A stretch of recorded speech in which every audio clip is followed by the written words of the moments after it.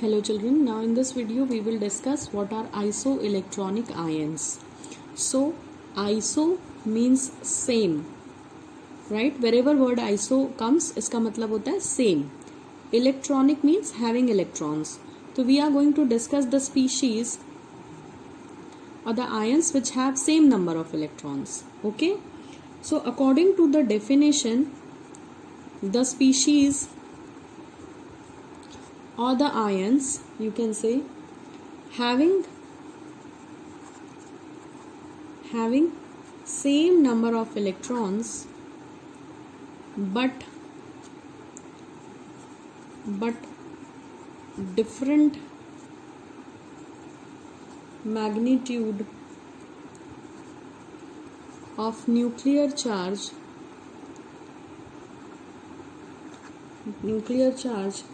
are called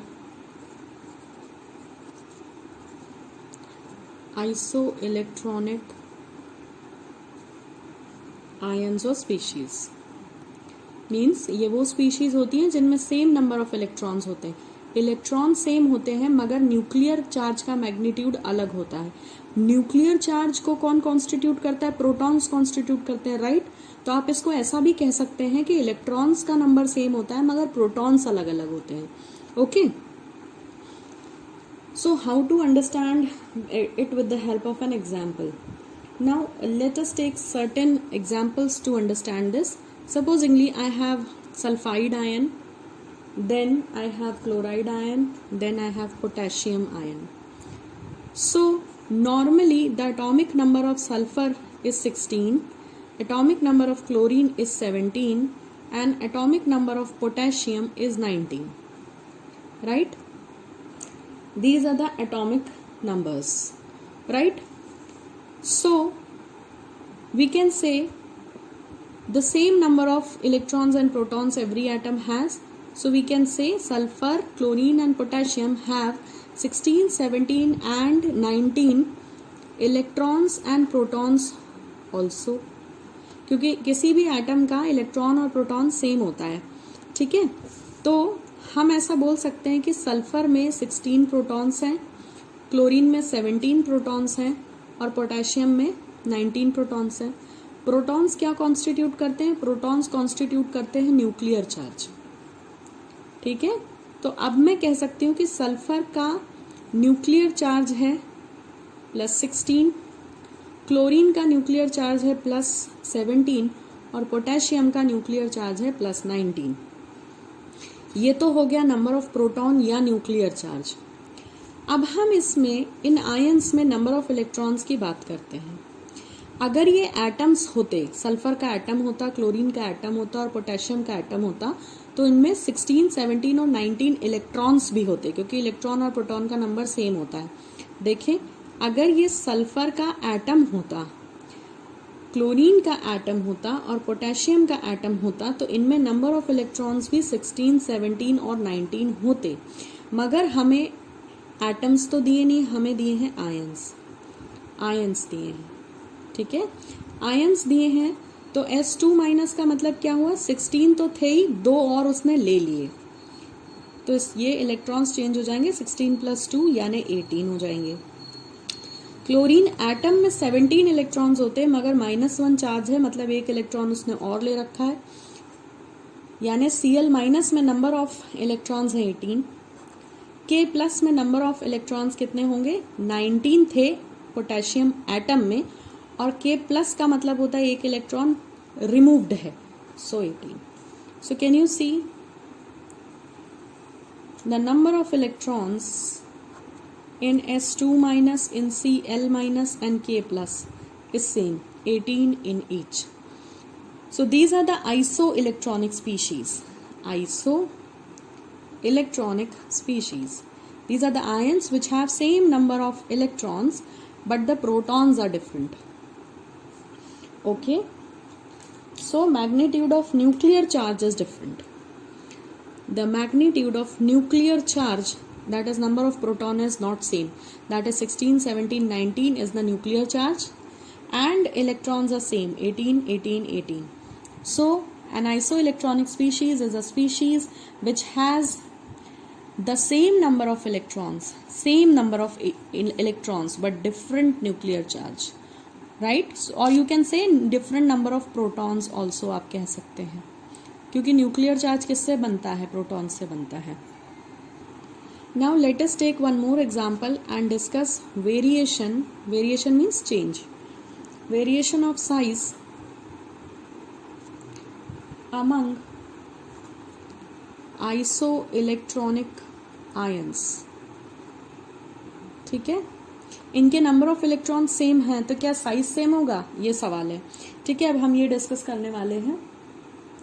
तो मैं यहाँ पे आपको कुछ और एग्जांपल्स देती हूँ, फिर मैं इसका जवाब भी आपको दूंगी. सपोजिंगली हमारे पास आयंस हैं N3 minus O2 minus F minus Na plus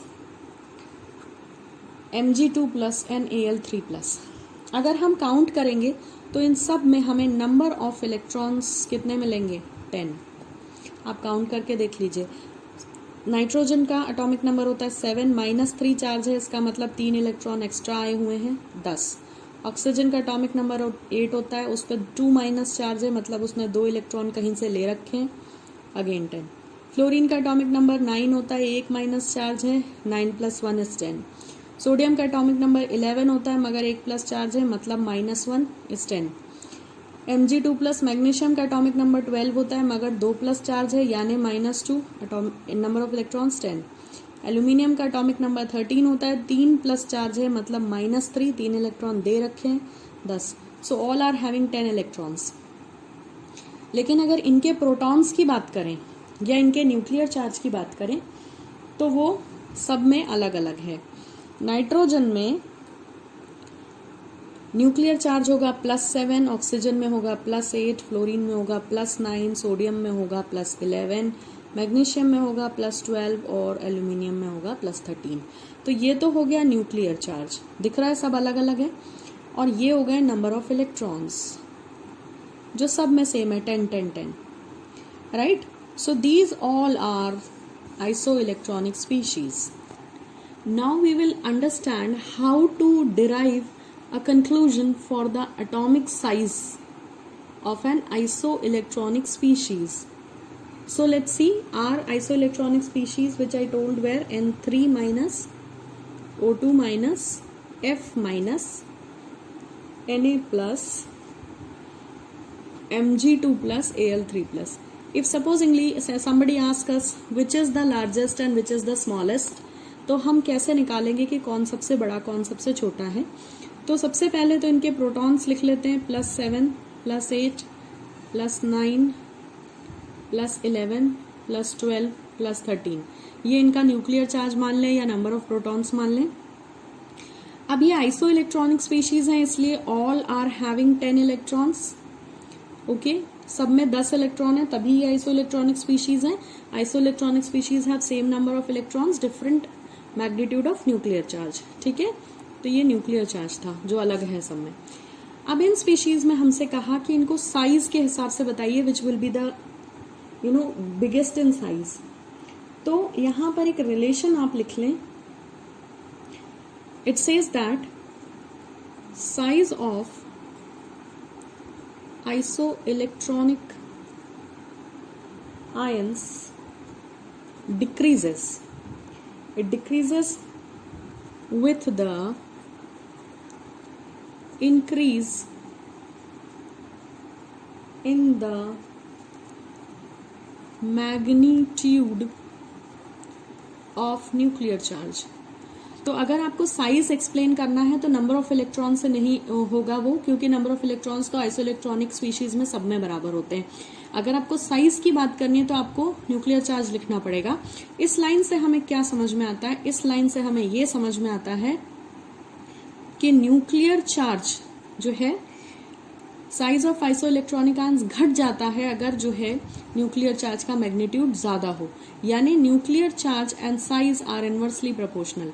जिसका न्यूक्लियर चार्ज ज्यादा होगा उसका साइज कम होगा, जिसका न्यूक्लियर चार्ज कम होगा उसका साइज क्या होगा? ज्यादा होगा. और जिसका न्यूक्लियर चार्ज ज्यादा होगा उसका साइज कम होगा. इनवर्स का रिलेशन ये होता है.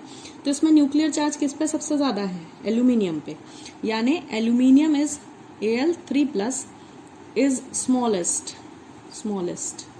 because it has the largest nuclear charge. अब ये कंक्लूजन आया कैसे? देखें, जिसका न्यूक्लियर चार्ज ज्यादा है, एल्यूमिनियम में 13 प्रोटॉन है, एल्यूमिनियम में नहीं, Al3+ में 13 प्रोटॉन है लेकिन सिर्फ 10 इलेक्ट्रॉन्स हैं. तो यहां पर क्या है, प्रोटॉन ज्यादा है मतलब न्यूक्लियर चार्ज का मैग्नीट्यूड ज्यादा है, तो ये इन इलेक्ट्रॉन्स को अपनी तरफ बहुत ताकत से पकड़ के रखेंगे, होल्ड करके रखेंगे, जिसकी वजह से साइज क्या हो जाएगा, डिक्रीज हो जाएगा. तो इसके पीछे ये कॉन्सेप्ट है कि जितना ज्यादा न्यूक्लियर चार्ज और उतनी ज्यादा स्ट्रांगली वो नंबर ऑफ इलेक्ट्रॉन्स को होल्ड करके रखेगा. तो इनमें नंबर ऑफ इलेक्ट्रॉन्स तो सब में 10 ही हैं, लेकिन प्रोटॉन्स का नंबर वेरी कर रहा है. यहां पर 7 प्रोटॉन 10 इलेक्ट्रॉन को पकड़ के रख रहे हैं, तो प्रोटॉन्स लेस है, न्यूक्लियर चार्ज लेस है, तो क्या होगा, सिर्फ 10 इलेक्ट्रॉन्स को पकड़ के रखना है और प्रोटॉन्स है सिर्फ 7, तो यहाँ साइज क्या होगा, बहुत बड़ा हो जाएगा. क्यों? क्योंकि क्या हो रहा है, nucleus is not that strong कि वो 10 इलेक्ट्रॉन्स को पकड़ सके. अनबैलेंस्ड सिचुएशन है. यहाँ पर क्या है, प्रोटॉन्स इतने ज्यादा हैं, पॉजिटिव चार्ज ज्यादा है, इलेक्ट्रॉन्स कम है, साइज कॉम्पैक्ट हो जाएगा. तो सबसे बड़ा होगा N3- और सबसे छोटा होगा Al3+. Now you see, I am giving you a table wherein I will summarize everything with respect to the example which I have given here. So our ions were N3-, O2-, F-, Na+, Mg2+, and Al3+. ये हमारे ions थे. Nuclear charge क्या था ये देखना है, electrons कितना है और साइज. ठीक है, न्यूक्लियर चार्ज था 7 + 7 + 8 + 9 + 11. न्यूक्लियर चार्ज का मतलब नंबर ऑफ प्रोटॉन्स लिख दें, जो हमेशा एटम और किसी भी एटम में number of electron proton same होते हैं. तो एटॉमिक नंबर लिखें और उसके आगे प्लस चार्ज लगा दें, न्यूक्लियर चार्ज बन जाएगा. इलेक्ट्रॉन्स सब में कितने हैं, 10 each is having 10 electrons. Size क्या है, इसका साइज होता है 171 picometre, 140, 136, 98, 78 and 57. So this is the data by which you can see कि जब न्यूक्लियर चार्ज सबसे कम था तो साइज सबसे ज्यादा था. तो hence this is correct that nuclear charge is inversely proportional to size. Nuclear charge छोटा है, साइज बड़ा होगा. ठीक है, न्यूक्लियर चार्ज बड़ा है, साइज छोटा होगा. Right? I hope this is clear, and this is the table which shows this relation is correct. So now if we come on to the previous example, यहां अगर आपसे कोई पूछता है कि किसका साइज सबसे ज्यादा होगा, तो ध्यान दें न्यूक्लियर चार्ज किसका ज्यादा है, K+ का न्यूक्लियर चार्ज ज्यादा है, तो साइज सबसे ज्यादा छोटा किसका होगा, K+ का. This will be the smallest. क्यों? क्योंकि हमने अभी पढ़ा न्यूक्लियर चार्ज ज्यादा तो साइज कम. तो this will be the smallest and this will be the sulphide will be the largest. क्योंकि इसमें न्यूक्लियर चार्ज सबसे ज्यादा कम है तो साइज सबसे ज्यादा बड़ा होगा. So here also the relation of nuclear charge inversely proportional to size is evident. So I hope isoelectronic ions, and with the help of isoelectronic ions, how to understand the size variation is clear to you. Thank you for watching. That's all for this video.